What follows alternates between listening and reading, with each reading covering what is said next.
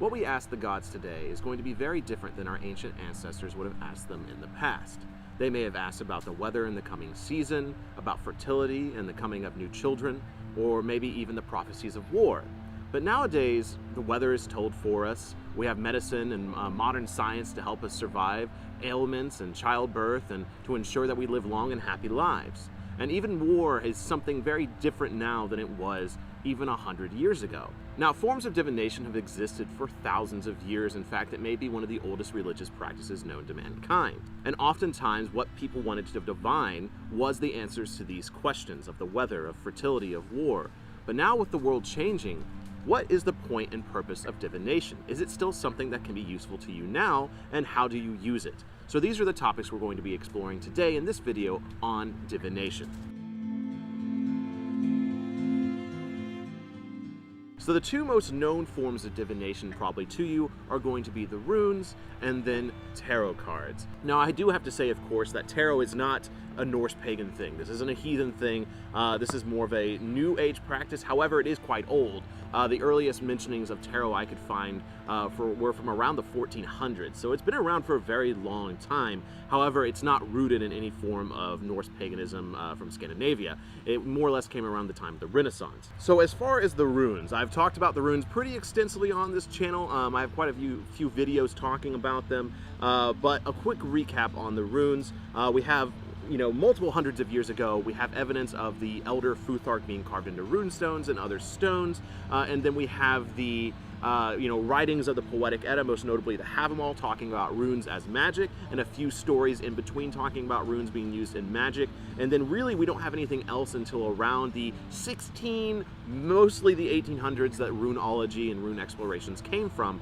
And so what the runes mean now is probably very different than the runes in the past, most notably divination. Divination is probably the thing that they may have been used for in the past, but we cannot prove that 100%, and definitely the techniques we use to divinate with the runes is something up for a great debate within the larger Norse pagan world. Now, divination in itself is definitely not something that is exclusive to Norse paganism, to Scandinavia of the past. It's something that cultures throughout the world have used, different forms of divination. There's bound to be hundreds, if not thousands, of different forms of divination out there, many of them we don't know of. But divination was something that was very important to the Germanic people, as written by Tacitus within his work in Germania. For divination and the casting of lots, they have the highest possible regard. They break off a branch of a fruit tree and slice it into strips. They mark these by certain signs and throw them, as random chance will have it, onto a white cloth. Then a state priest, if the consultation is public one, or the gatherer of the family, if it's private, prays to the gods and gazing to the heavens, picks up 3 separate strips, reads their meaning from the marks scored on them. If the lot forbid an enterprise, there can be no further consultation about it that day. If they allow it, further consultation by divination is required. So the few things we can get from this section within Germania. Divination was important to the Germanic people. They would take from fruit trees and draw marks on them. We don't know what these marks are, however. They could have been random lines, they could have been a set runeology or symbolism, or they could be the actual runes themselves, but we don't know. We don't have any examples of this or any surviving examples of this, so we don't know what these marks would have been. They would have then cast the runes randomly onto a cloth, a white cloth specifically for them. I'm sure this varied though. And then the priest or the person looking over it, the head of the household, would then draw 3 lots from this and divine from them, whether good or bad omens. But we don't know, again, from this writing, what a good or bad omen from those signs would be. But this is something that we can go off of a little bit, because the most common rune pool is going to be a 3 rune pool, or the Norn pool as I've heard it called before as well. And so it's really quite simple. You're going to take your runes, you're going to scatter them about, throw them out. There's a few different techniques to do this. And then without looking at them, well, at least this is how I do it, without looking at them, you pull 3 from that. And that right there is going to be your actual rune pool of divining something. So if you're asking a question of the runes, what are they going to be? What are these 3 runes telling you of the question that you're asking? And so there's a few different ways. I know some people, they'll just straight up scatter all the runes onto the cloth or whatever you're divining them onto, and then they're going to pick out from there, okay, these runes call to me.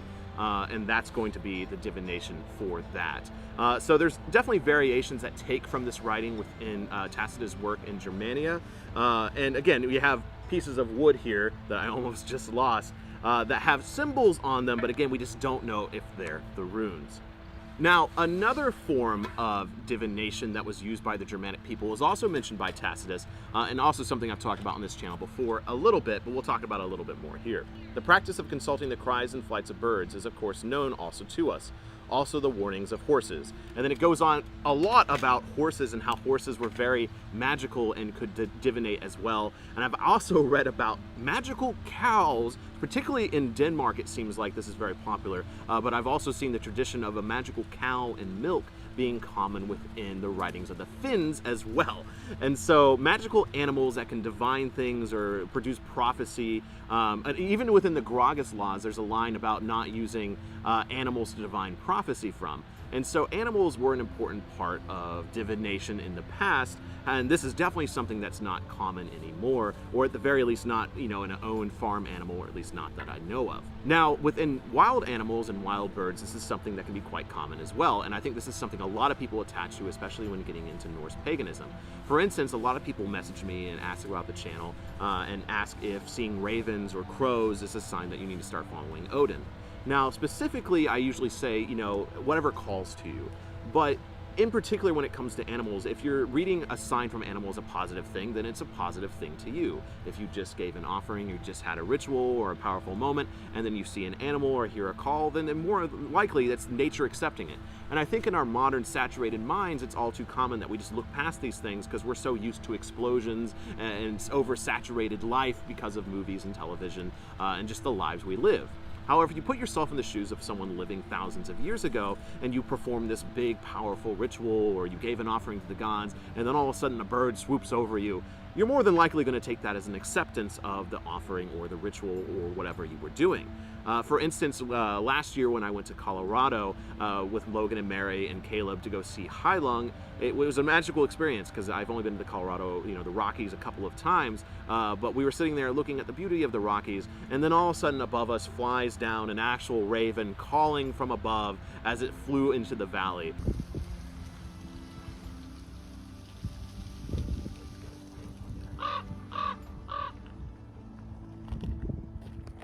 And we're just like, yeah, that's a sign. And then later on, we ended up seeing a moose as well, a couple of moose, after giving an offering to Odin as well. And so divining from nature is probably actually the one that's most known to you and you don't even know it yet.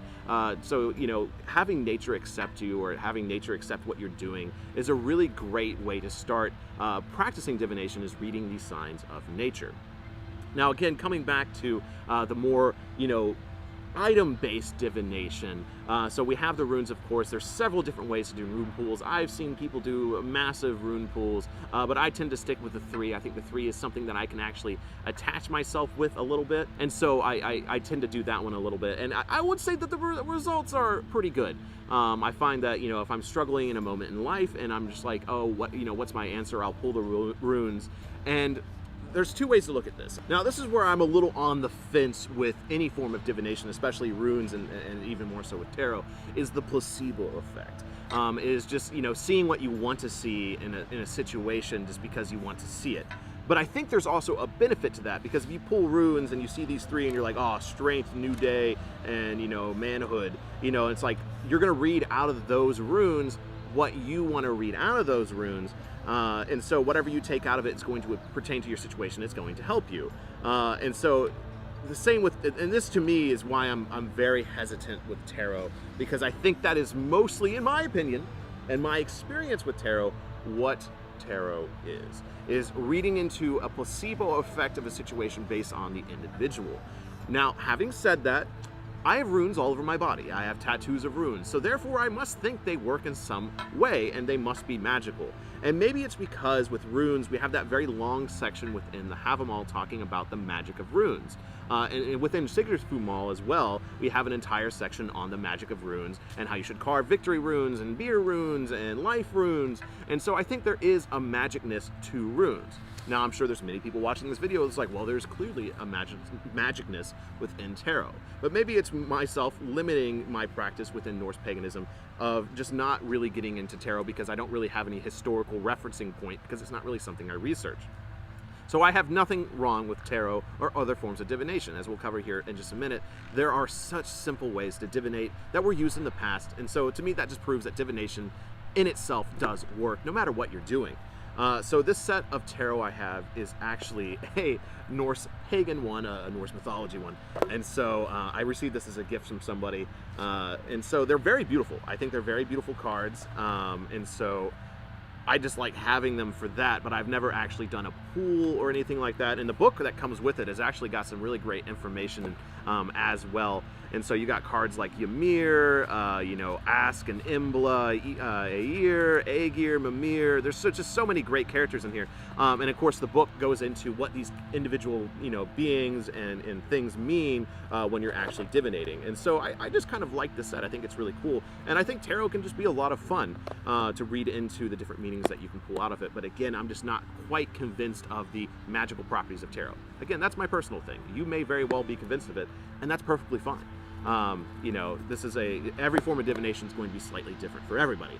Because now let's talk about one of the weird forms of divination I was able to dig out of history. I can't remember, I'm so sorry, but trust me when I say I read this. It was either in Saxo Grammaticus' The History of the Danes, it was either or in Heimskringla or in a history book that I read.